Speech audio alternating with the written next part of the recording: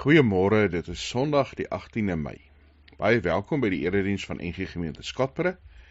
Vanoggend is ons tema verandering in spyskaarte. Ons gaan lees Handelinge 11 vers 1 tot 18. Mag jy daar waar jy saam met ons luister, God se teenwoordigheid en sy nabyheid beleef. Mag jy ervaar dat God teenwoordig is.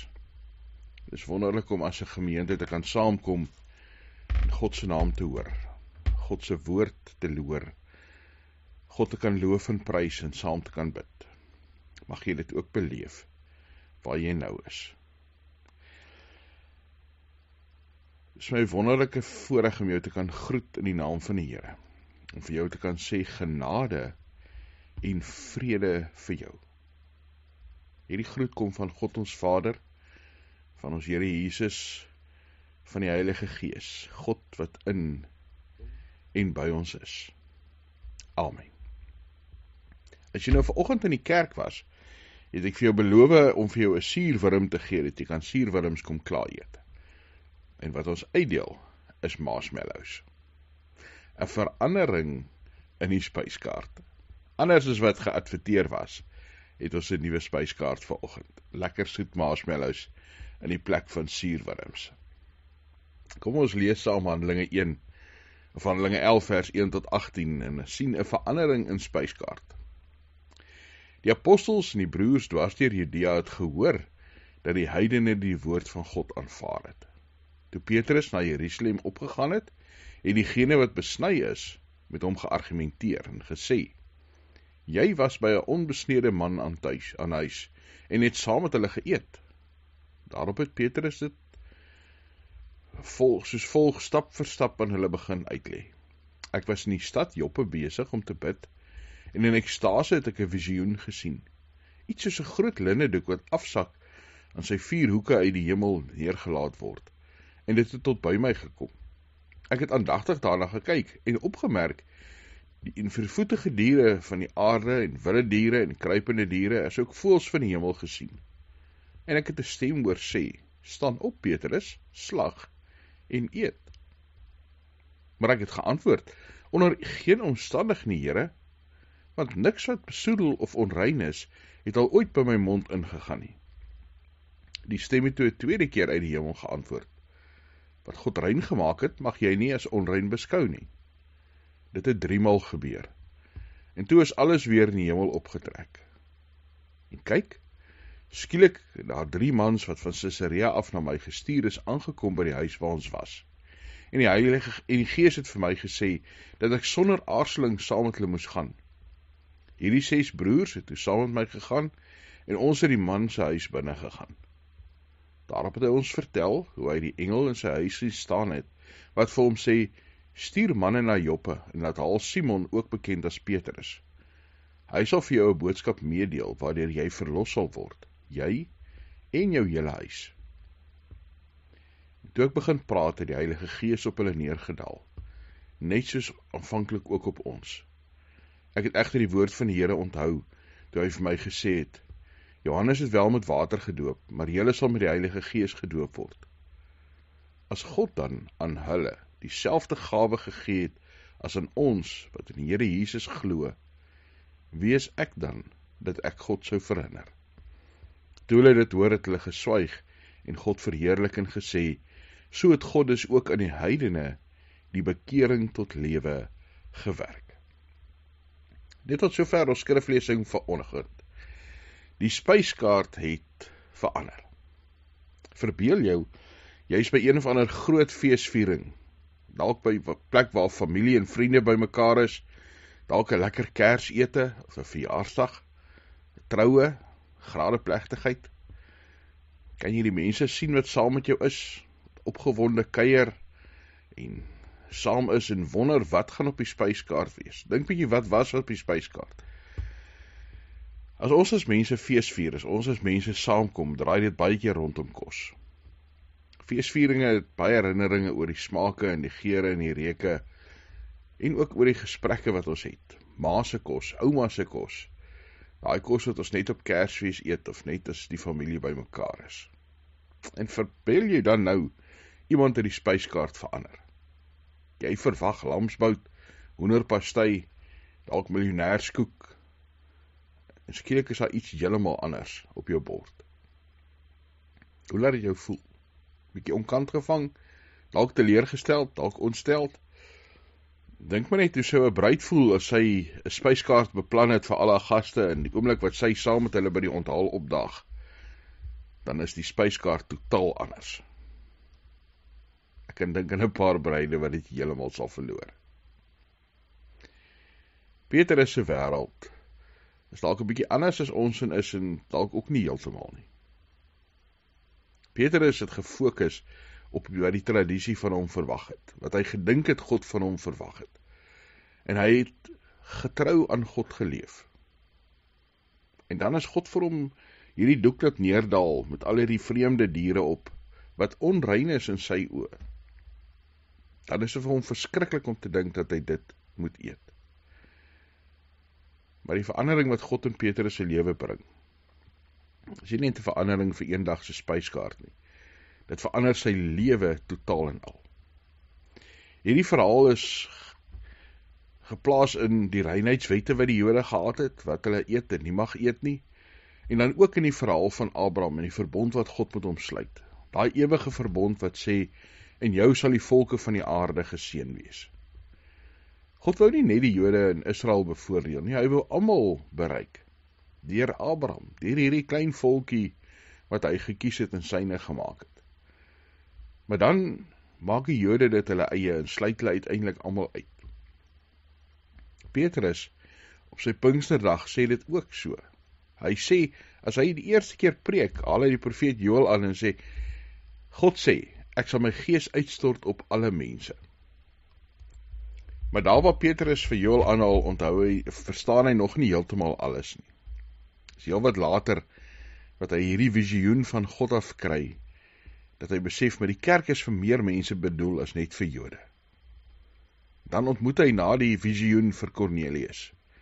En hy wil kom vir Kornelius preek, en dan sien hy dat Kornelius die Heilige Gees ontvang, en besef hy, maar dit is ook vir God belangrik, dat nie geloof, nie Jode, mense wat buite Israel is, deel word van sy nuwe kerk. Lukas spandeer 2 hoofstukke hier aan, in Handelinge 10, die visioen wat Petrus kry, dan bietjie wel, hy verduidelik aan die einde van hoofstuk 10, hoe die verhouding tussen God en die Jode verander het, en dan uiteindelik, hier in hoofstuk 11, waar hy gaan verdedig in Jerusalem, waar die kerk besef en besluit, maar dit is belangrik, dat alle mense deel is. Jy hoef nie 'n Jood te wees nie. Elkeen kan die Heilige Gees ontvang, en ons mag saam met mekaar eet. Niemand is onrein nie, want God maak ons rein. Dis nogal hartseer as Petrus in Jerusalem kom, dat van die Joodse Christene vir hom sê, maar jy eet nou saam met nie Jode. Dan vergeet hulle die goeie nuus van Christus. Die ou Petrus sou beklei het. Dink aan ou Petrus wat die swaard uitgepluk het daar in die tuin van Getsemane. Maar Petrus doen nie meer nie. Hy reageer pastoraal.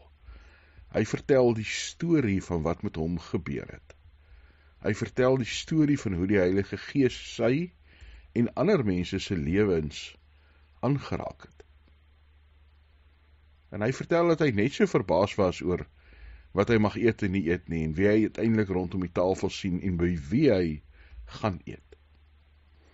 Vir ons sê vandag, dis baie belangrik om te kyk wat jy eet.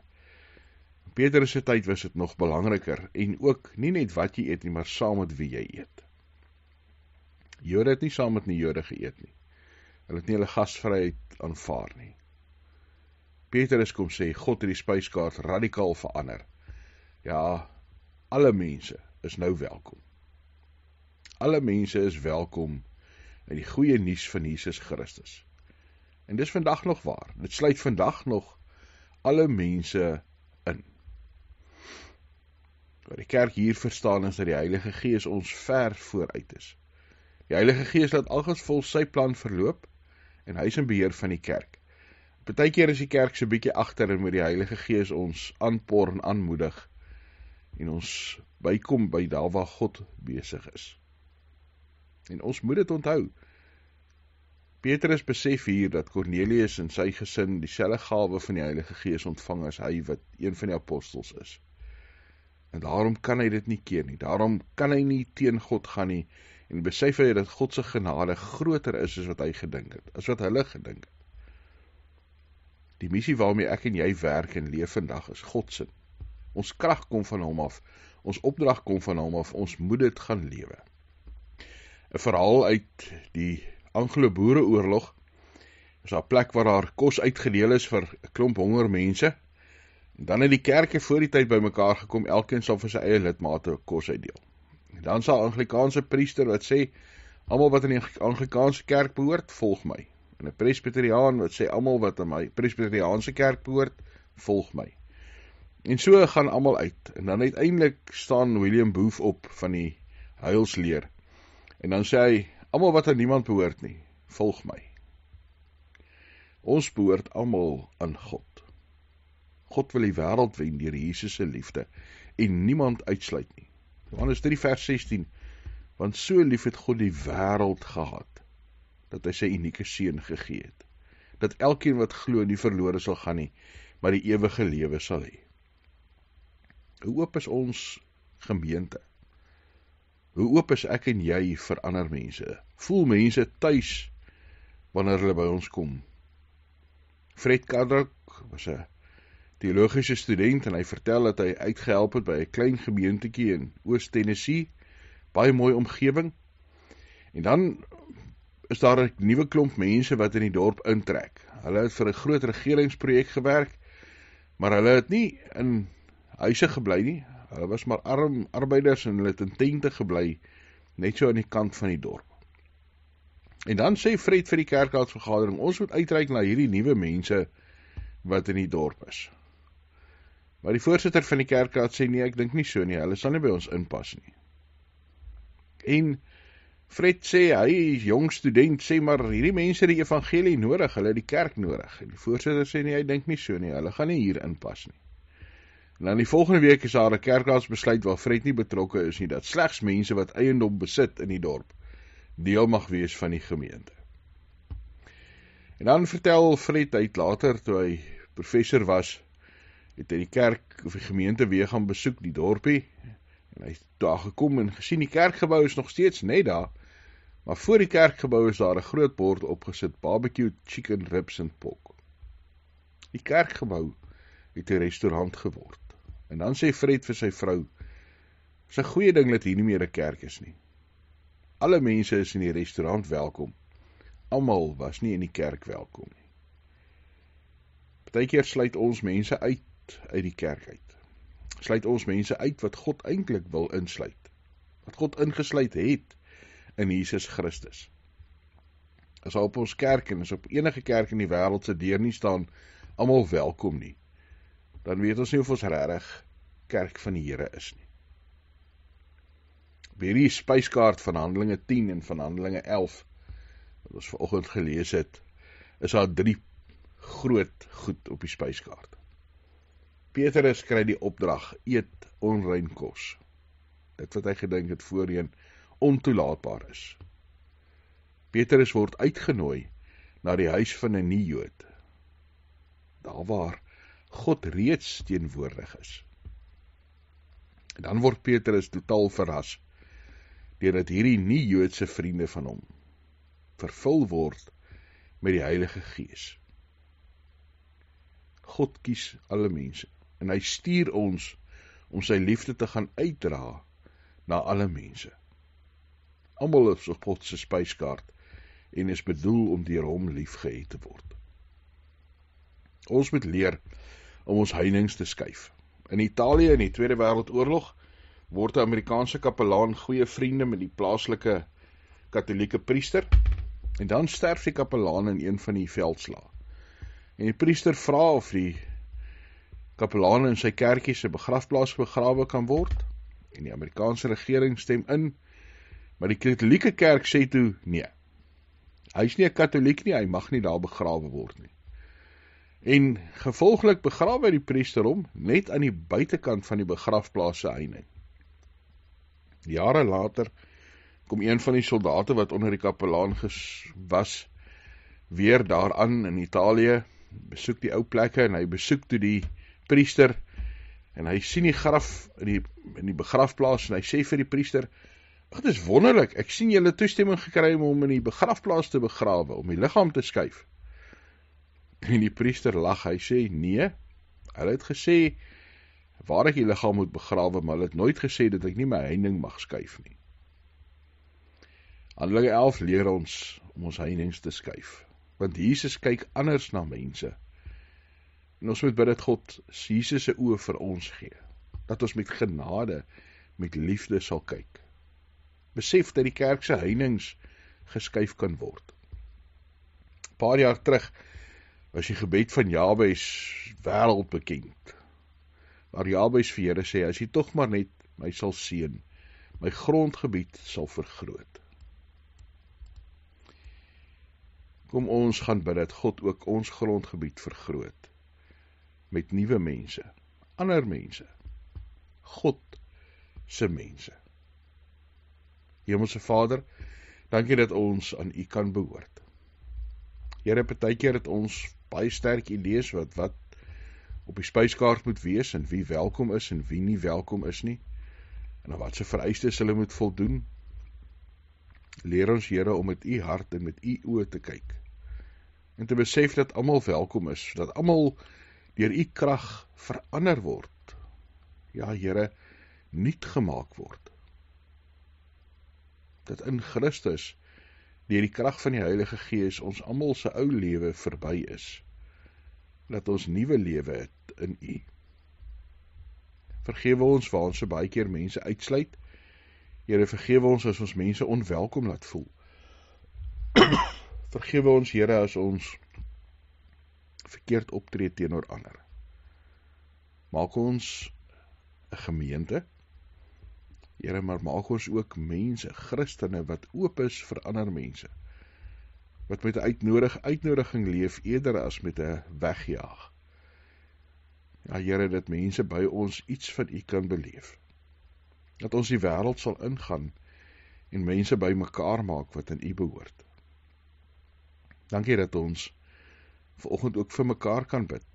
Here, vir hulle wat in die hospitaal is, hulle wat siek is, hulle wat by die huis aansterk, hulle wat seer het, wat bang is, bekommerd is, hulle wat alleen is. Here, ons nood plaas ons in U Vaderhand. Ook ons vreugdes en ons geluk sê ons vir dankie. Dankie, Here, dat U ons seën en ons naby is. Dankie dat ons kan saam bid vir ons land, Here, vir ons regering, vir die wêreld, waar daar baie onrus en oorloë en chaos is. Wil U hoop bring deur die boodskap van liefde. In Jesus Christus se naam. Amen. God stuur ons in die lewe in die wêreld in, om draers van lig en liefde te wees. Ja, mag die liefde van God ons Vader, en die gemeenskap van die Heilige Gees, en die genade van ons Here Jesus Christus by ons wees. Amen.